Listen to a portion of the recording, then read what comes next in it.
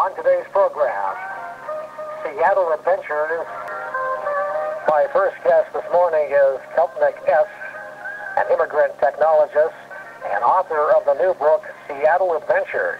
He takes the reader on an adventure through time and his search for the meaning of life using panoramic photos and his story. Hello there. Kalpanik S, good morning. Welcome to the program. Thank you. Well, let's talk about you, because the book is about you. You were born in New Delhi, you moved to the Silicon Valley, and you're now in Seattle.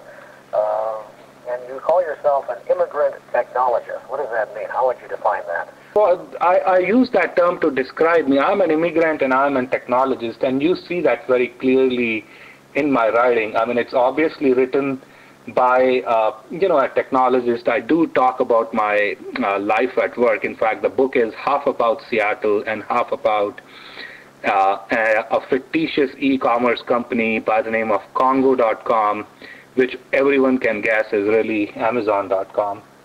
Your pen name is Kalpanik S. Why a pen name, and why the name Kalpanik? What does the S stand for, and what does Kalpanik mean? Oh, the reason I'm using a pen name is I have been and I still am an executive in the technology industry, so I do want to separate out the two. Kalpanik means imaginary in Hindi, so that sounded like a pretty good name for for a pen name. Plus, past few years, I've been in the United States now for more than half my life, actually 21, 22 years, and over the years the odd-sounding names have becoming more and more trendy. Case in point is Obama, so, Kalpanik sounded like, it doesn't sound like a familiar name. S stands for Shyamlan, who is my favorite movie director, author, Manoj Shyamlan. You mentioned that you use humor in your book, Seattle Adventures. Are you normally a funny guy or not? I am a funny guy with a serious look on his face, and what you realize is that most funny guys or more comics are actually very serious people in their lives. So it's something in our brain chemistry which a part of our brain tries to fight our seriousness, and humor generates. That's part of the reason I want to separate my identities, because if you know me, in real life, you'll think I'm a very serious kind of a guy. So but I do generate funny and I do surprise people by my jokes. So yes, I am kind of both.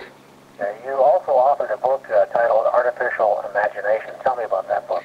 So Seattle Adventures is very focused on Seattle and, as I say, inspired by Amazon.com.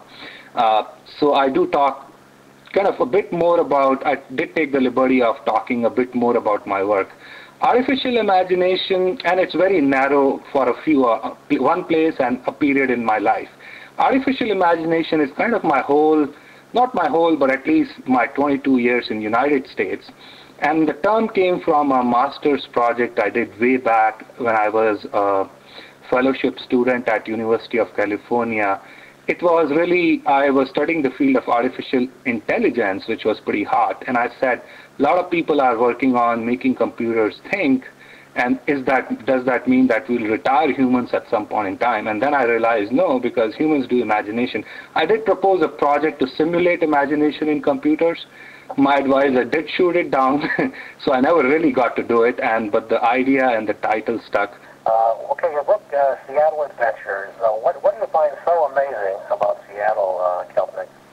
Seattle is a wonderful place. It is, of course, very well known for its rains, but it actually doesn't rain all that much, except it's, gray 8 months of the year. But the summer, no one talks about how beautiful the summer is, and it was amazing because I would contest Disney and say, Seattle in summer is the happiest place on earth. So that was the first, reaction, because I arrived there at the beginning of summer in May of 2003, and it was really beautiful for next 4 or 5 months. So that was the fun. The other was the people are really interesting and nice. If you really look at, I thought, and most people think, California is hip, but Seattle beats hip, anytime. And I had never in California, I had never seen software developers with, expressing themselves with body piercing or tattoos.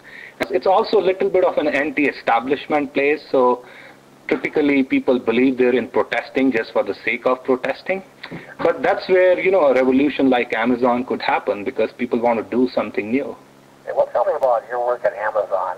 What did you do for Amazon.com? What inspired you to write the book?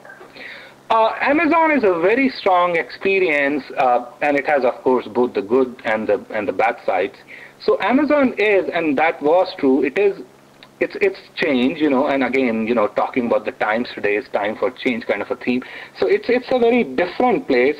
They do, but it's, some of those changes are good and some of them are bad. So they do believe in doing things very, very quickly. First observation, they're also frugal. They focus on getting things done and innovation, but sometimes they carry it to extreme extents. And but what Jeff is able, the founder is able to do is make people believe they're part of a revolution, they're changing the world, and doing something, big. Now, at the end of it, if you really take a cynic like me, you realize, okay, all we are really doing is selling stuff and creating another billionaire by our labor, right?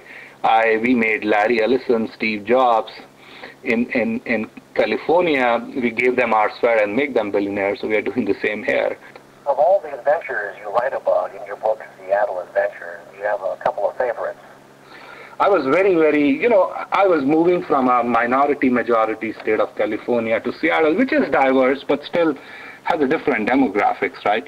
And I ventured into the hip part of the city, and of course it was summer, so the Seattle youth and Seattle people in general really celebrate summer. For us, it's really a big thing because we had been living under a gray sky constantly for 8 months, and Seattle is basically, it's either drizzling or it's about to drizzle or it's just drizzled. It's one of those 3 states for 8 months.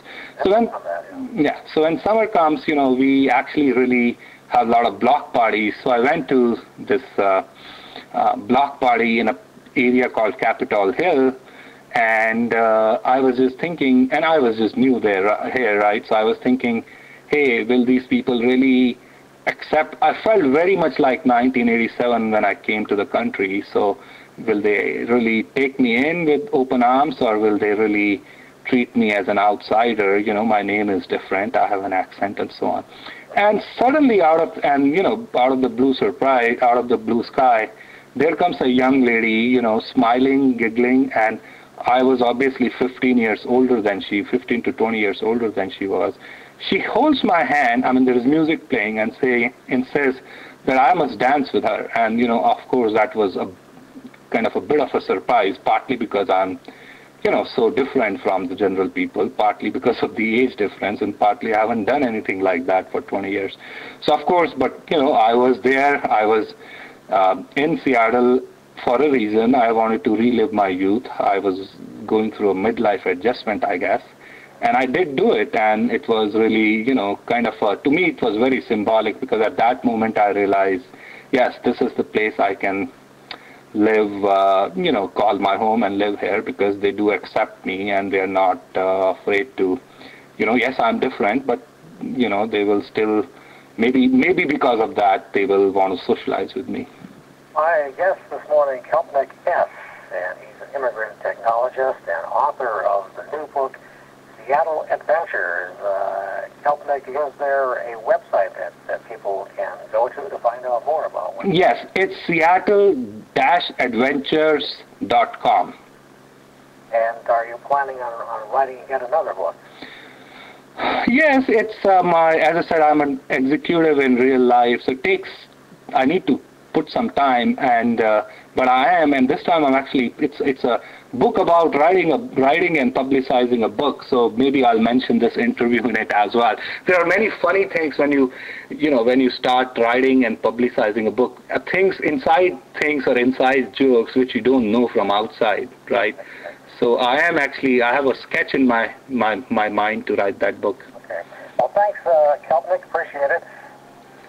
Thank you. I appreciate it as well, and thanks for giving me this opportunity to go on air. Okay, take care. Thank you. Bye-bye. Okay, bye-bye.